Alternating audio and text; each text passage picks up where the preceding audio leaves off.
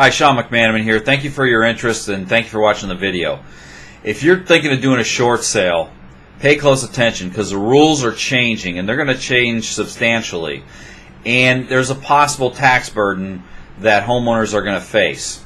Currently, if you sell your house as a short sale, the deficiency balance in most cases is not reported as ordinary income. You do not have to report that income on your tax return. Well, that's going to change at the end of this year. Starting in 2014, when the Mortgage Debt Relief Act expires, you're going to have to report that deficiency balance on your tax return as ordinary income. Because right now, if it's your primary residence, you don't have to report that deficiency in most cases. If it's an investment property, you do have to report it. But if it's your primary, right now you don't. But next year, starting in 2014, that's going to change. And let me put that into numbers so it's easy to understand. If you owe $200,000 and your home is only worth $150,000 and the bank agrees on a short sale at $150,000, so they're going to write off the $50,000, you do not, in most cases, have to report that $50,000 as ordinary income. So, starting next year, when the Mortgage Debt Relief Act expires and it's looking like they're not going to extend it, that $50,000 you are going to have to report on your tax return as ordinary income. And that's going to cause a huge tax burden for people.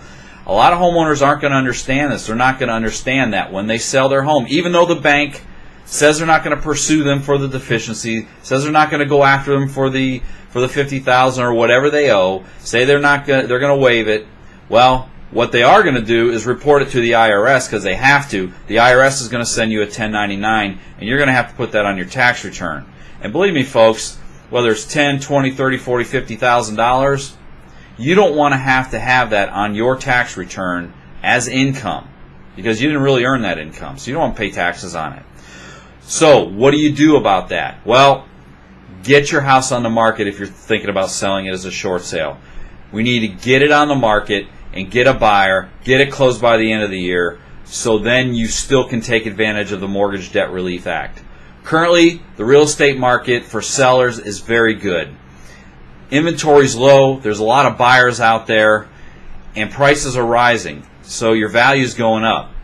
What I want you to do is go ahead and fill out the blanks below, put your name, your phone number, and your email, and then complete the questions after that. And I will contact you and set up a free consultation so we can go over the numbers and see what you're facing. Quite possibly you may not even be in a short sale situation because values have gone up.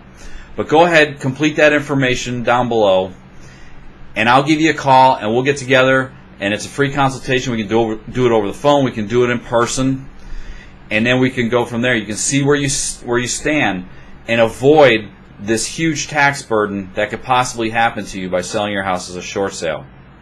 Again, I want to thank you for your interest. Thank you for watching this video. Feel free to contact me anytime. Thank you very much.